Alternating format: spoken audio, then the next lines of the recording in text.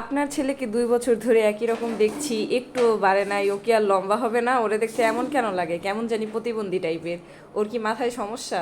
এই ধরনের কথা যদি একটা মাকে বলা হয় তাহলে কল্পনাও করা যায় না যে ওই মায়ের মনের ভিতর দিয়ে কি যায়। লিটারালি উনি কান্না করতেছিল, ওনার ভিডিও দেখে আমি কথা না বলে থাকতেই পারলাম না। উনি এত পরিমাণ কান্না করতেছিল যে কথাই বলতে পারতেছিল না। ওনার ভিডিও দেখে আমারও লিটারালি কান্না চলে আসছে। মানে এই ধরনের কথা কিভাবে বলতে পারে? অমানুষ না হইলে তো সম্ভব না। আর যে এই কথাগুলো বলছে, এটা কি মানে কোনো ধরনের কথা হইলো? এটা কোনো জাতের কথার মধ্যে পড়ে? ওনার বেবি নাকি এখনো 2 বছর হয়নি, মে মাসে 2 বছর হবে, আর উনি নাকি 2 বছর ধরে দেখতেছে যে বাবু এতটুকু। সত্যি যারা এই ধরনের মন মানসিকতা নিয়ে চলাফেরা করে তাদের মানে মিউজিয়ামে রাখা দরকার। আমি কখনো এইসব বিষয় নিয়ে কাদা ছোড়াছুড়ি করি না, কিন্তু এই ধরনের মানুষের যে পৃথিবীতে আছে কল্পনার বাহিরে। একটা মায়ের জন্য এটা কতটা কষ্টকর যে তার বাচ্চাকে নিয়ে তাকে এই ধরনের কথা শুনতে হয়।